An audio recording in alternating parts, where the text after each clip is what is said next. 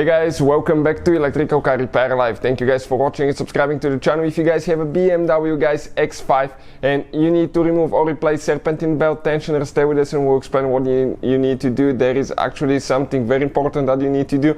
Most people will not do that, and that can, guys, damage your engine, so make sure you stay until the end. Doesn't matter, guys, if you have a 6-cylinder, 8-cylinder engine, diesel, gasoline, serpentine belt tensioner replacement is about the same on all of them, guys, and we'll explain where your serpentine belt tensioner is located, what it looks like, how to actually locate it, and what needs to be done to remove and replace it.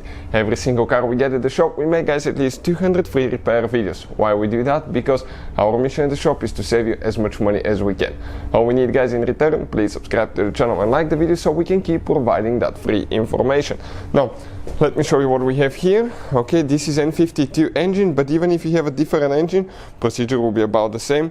Also, before I start, guys, okay, let me introduce you. We have another channel, okay, that's called Auto Repair, guys. That's our main channel, and we have a second channel, but our main channel, Auto Repair, guys, have helped more than 69 million people, guys. Very helpful videos. Please check it out and subscribe as well.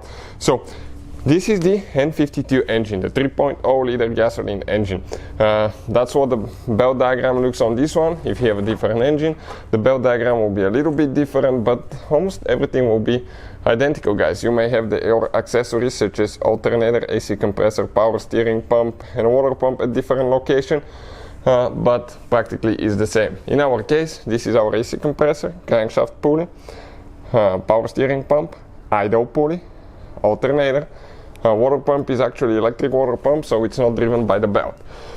This device right here, this is called your tensioner, serpentine belt tensioner. It has a pulley, it has an arm that extends, and a bolt in the middle. Now, it's recommended to replace actually 4 things, guys. 4 things when you remove and replace your serpentine belt tensioner. The tensioner itself, serpentine belt number 2, number 3, if you have idle pulleys, replace them as well. Number 4, stay with us and I'll explain where we go. First, in order to remove the belt tensioner, you need to remove the belt first. And usually on the tensioner you have a place like that. For us it's a torque 60, others could be like a 16mm socket, and we're going to turn that one to actually release the belt. In our case we go clockwise, in some other cases you may need to go counterclockwise. Remove it. Perfect. Just like that. Now, we need to, guys, remove that bolt in the middle. In most cases, that bolt will be with a, will look like that, reverse torques, but somebody, guys, installed a regular steel bolt. Now, that bolt will be usually aluminum bolt on the tensioner, guys. Okay, aluminum bolt.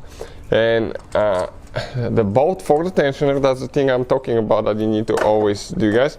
You need to replace that bolt with a new bolt every time. It bolts to the engine block, okay, and if you mess it up, okay, it's quite a bit of a headache to actually fix it, to rethread it, and all that stuff.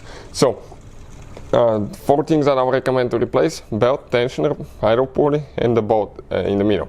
That pulley is done. Listen now. So, pretty bad, guys. They'll develop play. Also, that spring gets loose, and as a result, the belt, okay, will not have enough tension and it may even come off. So if you need to buy a new one, we'll have the links in the description of the video below. Also, putting it together is practically in reverse order we took it apart. Thank you for watching and see you guys next time.